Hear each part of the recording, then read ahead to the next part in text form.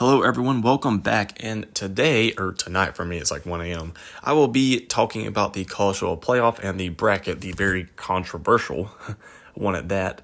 But really, I was going to make a review, or I was going to make a preview of maybe like the Georgia-Bama game, Indiana-Ohio State game, and then I was just too lazy to do that. I don't know, I was doing some other stuff also. But I didn't do that. If you're wondering, I picked Ohio State and I picked Georgia to win those respective matchups, and also picked Virginia to beat Duke, but I don't know. The fact that Duke won the ACC championship is kind of ridiculous. But anyway, really not here to talk about those games. I'll get into those once I start talking about, Bama, Georgia, Indiana, Ohio State. But starting off here, we have number 12, James Madison. See, this is why I don't like auto bidding. And, I'll get into the whole Alabama thing later. But how many teams could be in over James Madison? I can think of 3 off the top of my head. Vanderbilt, Texas, Notre Dame. Oh, no, 4, BYU. All 4 of those teams could be in over James Madison and Tulane. I don't know. I mean, I'll get into that later. But as for James Madison being at 12, who did they beat? Troy in the conference championship? I don't think the Sun Belt or whatever the heck conference they're in general should get in the college football playoffs. I mean, come on. James Madison is going to get beat 60-0 against Oregon. Or so, I mean, maybe not that exact score, but they're going to get absolutely blown out. They are going to get blown out. Why? I think auto bidding should be a thing only for teams that play dominant or that are good, that actually play tough opponents and that are actually in a good conference. Like I think if you win the Big Ten, SEC, maybe even Big 12, because the Big 12 hadn't been too bad. ACC, I suppose, but even then, I don't know. And, I mean, the Pac-12 doesn't exist anymore, but just, I don't know, some other, bigger conferences maybe. I think that rule should only apply to bigger conferences that, and it's not like auto bidding if you win the championship, but, they'll auto bid you if you have, I think sometimes 3 losses. Because last year, was it? Well, no, that analogy won't work. But I don't know. I'm just not the biggest fan of auto bidding between these not as good, conferences like Tulane and James Madison. So I don't know how I feel about it. They're going to get absolutely blown out by Oregon. But moving on to number 11, we have Tulane. Not a bad team, not a good team either. Just they're okay. They're going to get blown out by Ole Miss. Head coach left to go to, he didn't leave yet, but he's going to Florida. I don't know much about Tulane, but I can assume they're about 3 times as worse as Ole Miss. Moving up, we have Miami. Okay, so Miami got in at 10. Man, Miami, I don't know. I think Texas, Vanderbilt, and even at this point, even though Miami did win the head-to-head, I think Notre Dame. I think if it came down to it, Miami should get in over Notre Dame because they did beat them, but, Miami, they're not a great team. I think they're good. They're above average. Carson Beck is too inconsistent. He can single-handedly win you a game or lose you a game. Defense is still okay. Well, how many? No, they didn't let up too many points against both teams they lost to, Louisville and SMU, but the offense looks, again, it really comes down to Carson Beck.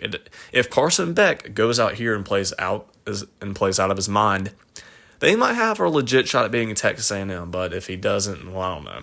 But, I'll get the matchups later, but as for now, I guess, Miami, they're above average. They actually do have a pretty good team this year. It just depends on, I don't know, sometimes they've looked a little shaky. At number 9, Alabama. Ooh, I know a lot of people were very upset, and a lot of people are going to not want to hear my take on this. I think Alabama should have absolutely gotten in over Notre Dame. I didn't even hesitate to think it. And take my word for it because I'm an Auburn fan. If you don't listen to anyone else, listen to me. I'm an Auburn fan, and I don't like Alabama. I mean, I don't dislike any teams. I dislike fan bases a lot, but I don't really dislike teams.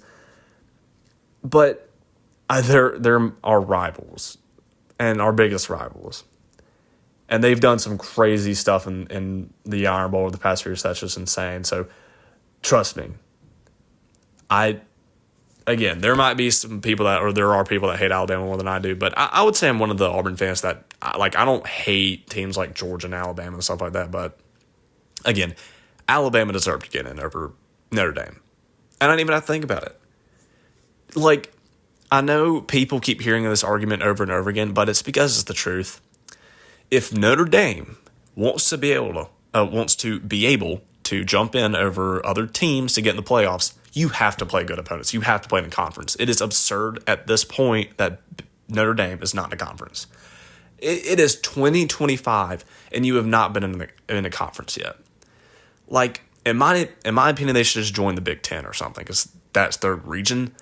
And all they do, it's every year. They go around, they play cupcakes outside of maybe 2 years ago they played Ohio State and they lost. But, I mean, it was close, but I mean, they don't play anyone. They don't play anyone. It's just as simple as that. If you don't play anyone, you shouldn't get in over a team that actually does, like Alabama. And not only that, but Alabama had to play in a conference. They are in for the SEC championship. It is the biggest conference championship. I mean, this year it was Indiana, Ohio State, but for pretty much throughout the last few decades, it's been the SEC championship, biggest championship in the nation, or at least conference championship. And I don't see how you can argue that a team who's their best win, USC. USC, they're not bad. I mean, they're above average, but, and I was arguing, I think USC could have a legit shot at getting in, but, USC, they're not that good of a team. I mean, I guess they're okay, but that's Notre Dame's best win. That is their best win. And who's their other one? Pittsburgh. I mean, do you really think I'm going to try to sit here and argue that, or you're going to argue to me that Pittsburgh is some good team? They're not. So, and the only other thing you point to is losses.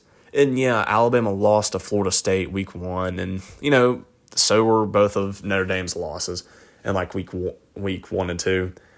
But Notre Dame lost both of those games, and so let's just say you're just going off of regular season. If this were just going off regular season, I think that this wouldn't really even be much of a debate. Alabama, they've had the better resume. Sure, they've looked shaky, but I mean, they play in the SEC. It is the hardest conference in the nation. And a lot of people in the college football world, again, are really tired of hearing it, but it's just the truth. The Big Ten is the toughest conference in the nation. And at the time, Tennessee and Missouri aren't ranked anymore, even though I think Tennessee is a legit team. Tennessee's been one of the most unfortunate teams in the nation. And Missouri, I think they're still a top 25 team, even though they're not that great. For 4 straight weeks, they beat 2 of them on the road, Georgia, Missouri, both top 15 teams, and Tennessee, Vanderbilt. Also, I think Tennessee was 15th at that time too, and then Vanderbilt was what were they like? They were almost. I can't remember exactly what they were the week, but again, for those 4 weeks, they beat ranked SEC opponents without a bye week. I mean, that's never been done before. And people got to realize that. And again, Caleb Downs said it himself. Every game in the SEC is just so much harder. They're more they have better dudes. They got guys there. And it's just I think a lot of people don't get that don't view it. Because a lot of people, I think, in the SEC do know that, outside of maybe really like piss poor Auburn fans or something, or like Tennessee fans are like, nah, Bama's trying to get in. But I mean, they're just better. Like I think Notre Dame's probably better than Alabama, but I don't know. Like people forget, even though Alabama didn't they looked really bad against Georgia. They still do have a pretty good defense, and they didn't get carved up per se against Georgia, but we've seen Alabama have actually a pretty good defense this year. Like people are only evaluating Alabama off of the offensive side of the ball, really, and people won't really take into account that they actually have one of the better defenses in the nation. Again, I think Alabama has legit shot at getting to, I think they'll beat Oklahoma round one, but who knows what they'll do against Indiana. I mean, Indiana, they beat Ohio State, and I'll get to that later, but I don't know. Alabama, they should get an over Notre Dame, and it's really not even like that much of a thought for me. I mean, again, one team plays in a conference championship, one doesn't even play in a conference. One team has had to play multiple ranked opponents, a couple of on the road, and one has like one ranked win. So I don't know, man. I guess people are going to try to argue that. But at number 8 here, we have Oklahoma. Oklahoma, they are the worst team in this bracket. Well, outside of James Madison and Tulane, they're the worst team in this bracket. I thought the fact that Oklahoma won both Tennessee and Alabama, like I was shocked. I was actually shocked when they did that. I expected them to lose handily to both of those teams. I mean, man. And really all it is just Oklahoma has played really amazing defense, and they hadn't turned the ball over. And both of those games, that's what they did to win. Obviously, they did not do that against LSU, but against Tennessee and Alabama, all they did was just take care of the football and play really good defense. What did Alabama and Tennessee do? They turned the ball over like crazy. And it's just so insane that Tennessee, especially Tennessee, man, because like Tennessee's offense, like they completely dominated in statistics, and yet Oklahoma like won by, what was it? I don't know. They didn't win by double digits, but like they scored 30 without even really doing much and all. Like it's just insane that Oklahoma won that game. Same thing. I mean, similar stuff with Alabama. Like Alabama dominated the statistics, but Alabama had like 3 turnovers, and that is way too many turnovers if you want to win against a top 15 team. So that's really the only reason Oklahoma's in this playoffs is because they didn't make disastrous mistakes. And I've heard a great analogy is usually when 2 really good teams play, the team that usually wins is the team that makes the least amount of mistakes. People would usually say, oh, it's who makes the biggest plays. Well, it's actually more so who makes the less mistakes. And Oklahoma has really been doing that outside of their most recent game against LSU, which is really concerning if you're an Oklahoma fan, because if they go out there and do that against Alabama, they're going to get beat the snot out of. But Oklahoma, and the fall off of John Mantier has got to be studied. He is, man.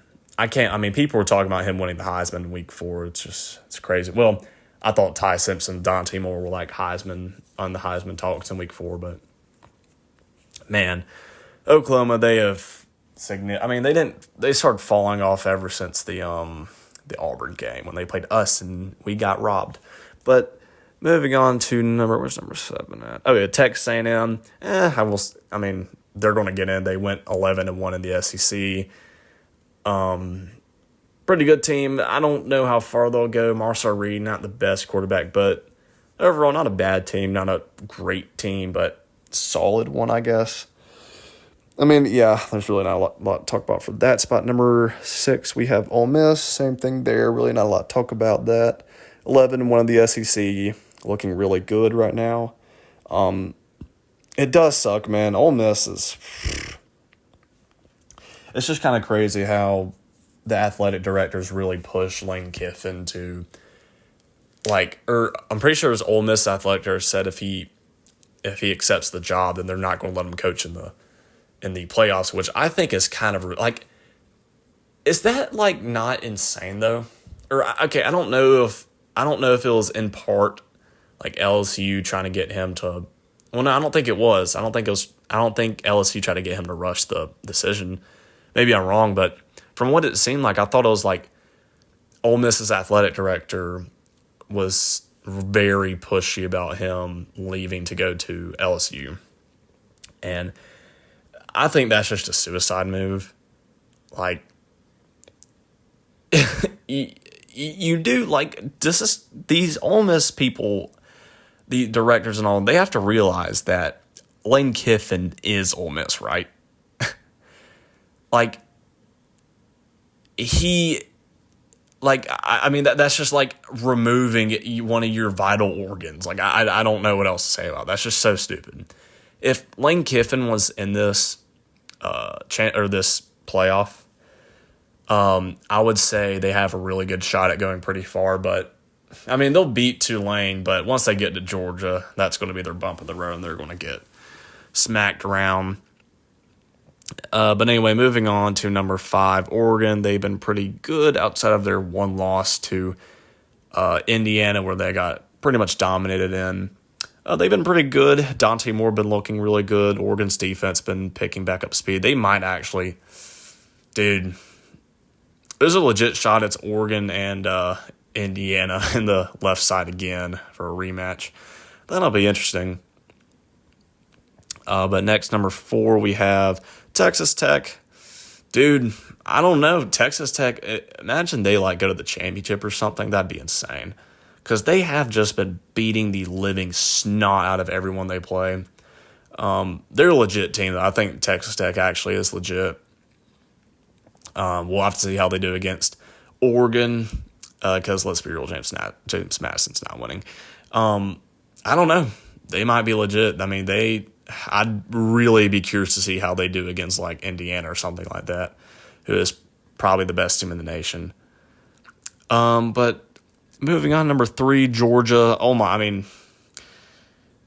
Georgia they are one of this is like going down in the college football history books. This team, man, unreal change throughout the season. I mean, they started off, I thought this year, like, we saw last year Georgia, it was really different. Their defense was really mediocre, honestly kind of bad.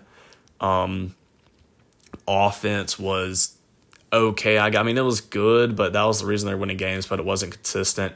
Last year's Georgia team really they weren't that good. And, they won the SEC championship, but it's like, I don't know. That team just wasn't very good. Undisciplined. Poorly coached that year. Kirby Smart was not. I mean, he's really turned around the team this year, but last year and for a lot of this year, he's not done a good job coaching the defense. They're just a different team compared to 2023. I mean, 2023 Georgia, I genuinely think they would have won the national championship in 2023. If they would have gotten in, they're definitely beating Washington. They're beating Texas. They would beat Alabama. I mean, even though Alabama went ahead, I don't know what it is. Georgia they just did, but before, Saturday, they just could not beat Alabama. I don't know how Alabama won that game, honestly. Georgia was so much better than Alabama in 2023. I mean, Alabama, again, people forget that Alabama team in 2023 was not that good all around. I mean, they had some dudes, but, Jalen Milroe, not the greatest quarterback, even though he did do really good that year. Wide receiver core was weak. Defense wasn't outstanding. I mean, it was pretty good, but again, that team just kind of was not as good compared to other Nick Saban teams. But I don't know. The fact that Georgia lost to Bama that year is kind of crazy. They were by far, the probably best team to miss the playoffs that I can think of.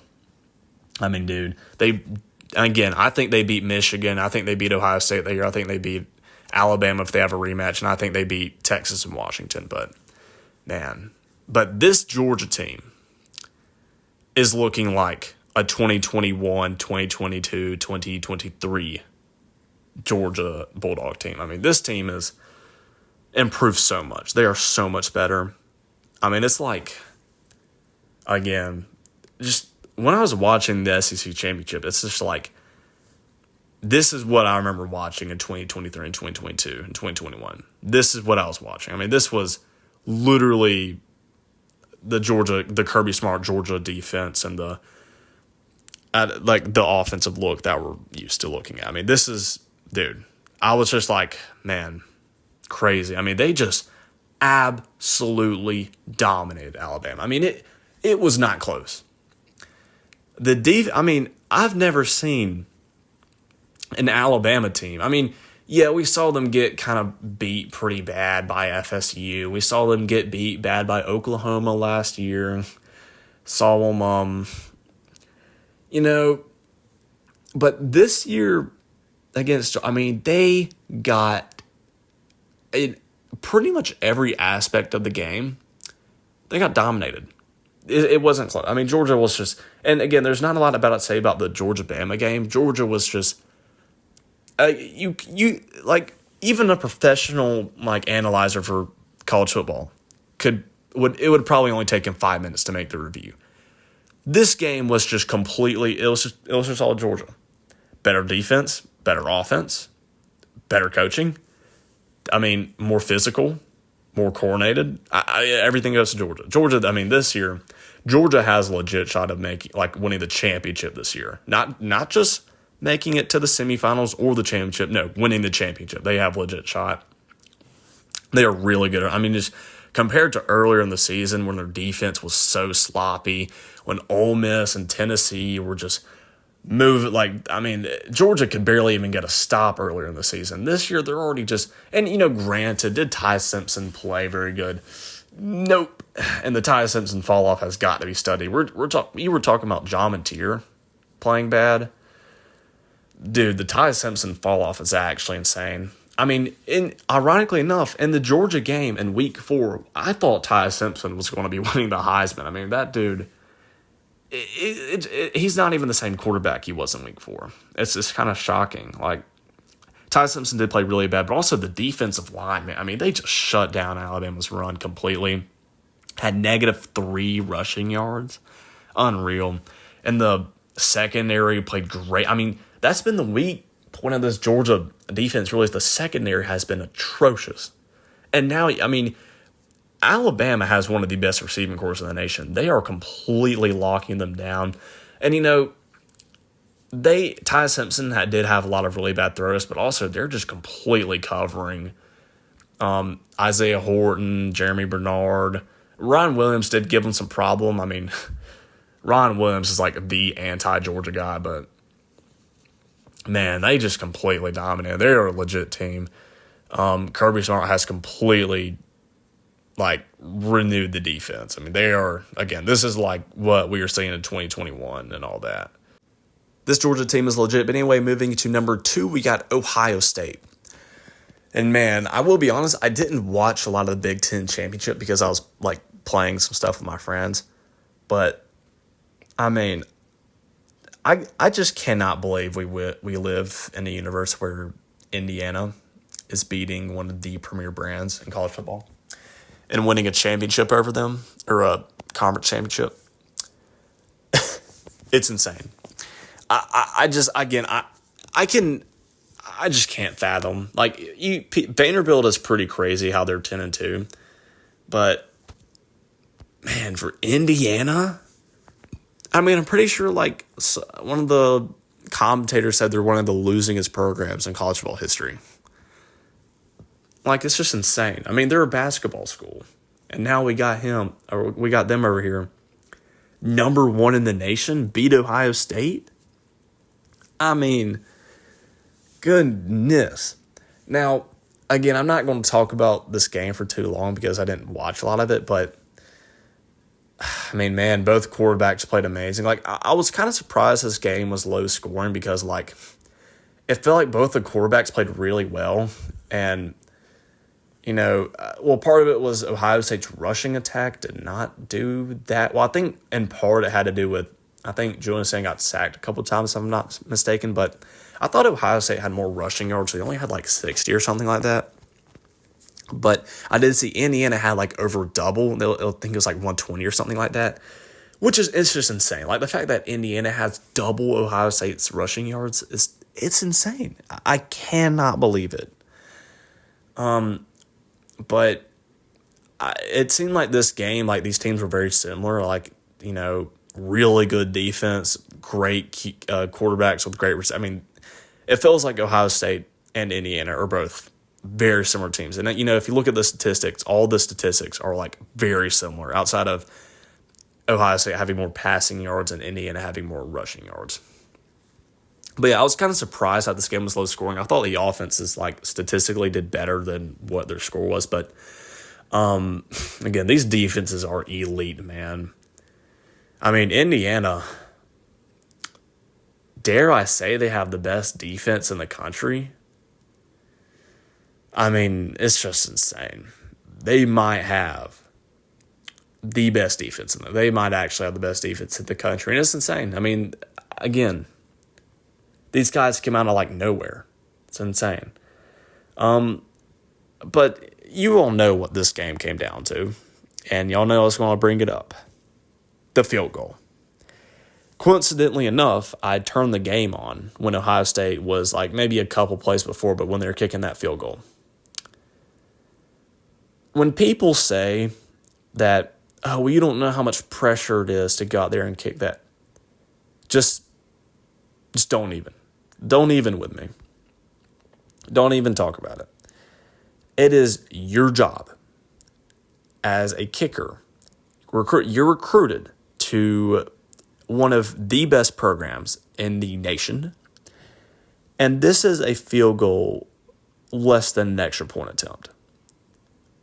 And you miss it to tie the game. That is what lost Ohio State the game. If it goes into overtime, I have no idea who wins, but these teams are very evenly matched. And again, these games usually come down to who makes less mistakes, and Indiana made less mistakes and they won. But, Ohio State too, but Indiana won, they're legit. Indiana's it's just shocking how good they are. I can't stop saying it. But I guess that's my analysis of all the rankings, but I'll now get into the actual matchups. First off, we'll go with Alabama and Oklahoma. I can see this game being very low scoring, and it really is going to come down to which team turns the ball over less and probably gives the other team more field goals. I know in the first matchup it was Alabama, but this matchup, I'd say there's like a 3% chance. I'm just kidding. It's higher than that. But I think Alabama's going to win this game. Oklahoma, they're just not that good. John Mateer, I expect him to make a lot more mistakes this game compared to the first game. And I expect Ty Simpson. I think Ryan Grubb and, Kalen DeBoer and all them will have the offense figured out a bit better. And I think Oklahoma, they're just not. I don't know. If Oklahoma beats Alabama back-to-back, that'll be insane. Because I think that's the first time Alabama's ever been beat back-to-back, if I'm not mistaken. Maybe I'm not, but, dude, I just don't see how Oklahoma's going to win this game. Offense is going to get absolutely shut down. Defense will probably play well, but I think, Jeremy Bernard and all them on the offense, there's just too much going on the offense. Ty Simpson, he's been playing really not good over the past couple weeks, but, he's still, we've seen his ceiling. His ceiling is extremely high. But, man, we'll see. I think there's actually, honestly, yeah, there probably is a good chance Oklahoma wins, but I think I trust Alabama to get things figured out more than Oklahoma does. So I'll take Alabama in that game, but I think it actually will be pretty close. For bottom left, we have James Madison, Oregon. Give me Oregon by 50 trillion. Next, we have Tulane, Ole Miss. Give me Ole Miss by 40. Next, we have Miami and Texas A&M. Now, this could be an interesting game because if Carson Beck goes off, then Miami actually, I think they probably win this.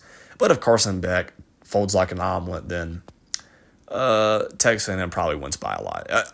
Honestly, I could see either team getting blown out. This guy, maybe more so for Texas A&M blowing out Miami, but I don't know. I could see this game getting pretty crazy. I think overall, though, Texas A&M, Marcel Reed and all that, Miami's defense is going to have a really tough time stopping them. this is going to be an offense that I think they're not going to be used to playing. I guess Florida State's similar, but Texas A&M actually has dudes on their team that are going to be a lot harder to stop.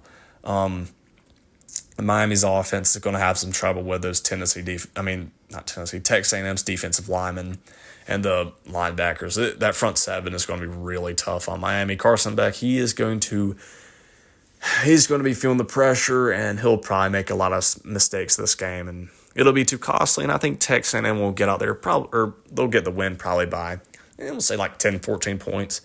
Man, again, I know I keep saying this, but Miami after week 4.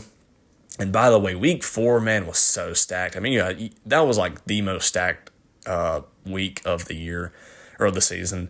You had Georgia, Bama, Oregon, Penn State, Miami, Florida State. Man, that week was amazing. And then you had Auburn, Oklahoma. That game was great, even though we lost as an Auburn fan. So many great games. But, man, I thought Miami was legit like a national championship contender. And who knows? I mean, if Carson Beck starts playing lights out, then they actually, I think, do have a legit shot at maybe making it pretty far. But for now, I'm taking Texas A&M. Miami's too inconsistent. Next we have, moving on. So now we'll have Indiana and Alabama. Yikes! This is a really bad matchup for Alabama. We just saw Indiana go out there and beat Ohio State, and so I'm going to apply the logic I had to Alabama and Ohio State, and I'll change Ohio State with Indiana because they're both very similar teams. Alabama would have a very, very tough time scoring, and even though the defense might hold it for a little bit, in Indiana, with Mendoza, who is honestly, and I have support. I guess I'm fine with it now. Mendoza winning the Heisman against the Heisman quarterback. They'll eventually give out, and Indiana will probably walk out with a win. It might be like within 10 or so points, but Indiana overall just a better team. Next, we have Texas Tech and Oregon. I talked about this matchup last week. I legitimately have no idea how, actually to the extent of how good Texas Tech is. They could be really good, or they could be not really good, but I don't know. I think it'd be kind of close, but I'd pick Oregon just to be safe because I think I just trust Dan Lanning and Oregon more. Again, Oregon, really good offense, really good defense. They actually might go really far. Next, we have, Ole Miss, Georgia. Without Lane Kiffin, Ole Miss just can't beat Georgia. This Georgia team, Ole Miss, offense is going to get shut down. They are just so much better than what they were earlier in the season.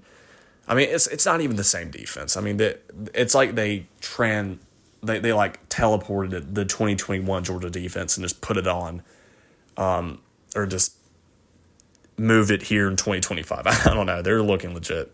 And Ole Miss I think they'd get blown out, honestly. Next, we have Ohio State and Texas A&M. Texas A&M would completely fall flat on their face because, we've seen what happens when Marcel Reed can't run around and make these quick passes. They literally do nothing. And they wouldn't be able to score very many points at all. Defense couldn't guard Jeremiah Smith, Cornell Tater, Bo Jackson. So give me Ohio State all day. Just the much, much, much better team all around. Next, we have, we have Indiana. And then we have, who is that? Yeah, Oregon. Ooh. Yeah, that's right. Yeah, Indiana already blew them. Yeah, I'm taking Indiana. What the heck? Oregon already got demolished by them. Could Oregon maybe work something out, maybe figure out Indiana a bit better, have more film? Maybe, but Indiana, Kirk Cincinnati is already maybe the best coach in college football right now. And, I'm taking Indiana. So that puts Indiana in the finals. And now we have Ohio State and Georgia in that side of the bracket. And, dude, this would be such a good game. Two amazing defenses, two great quarterbacks. I legitimately think this is a 50-50. But to be safe, I think I would pick Ohio State because I might have talked about this before.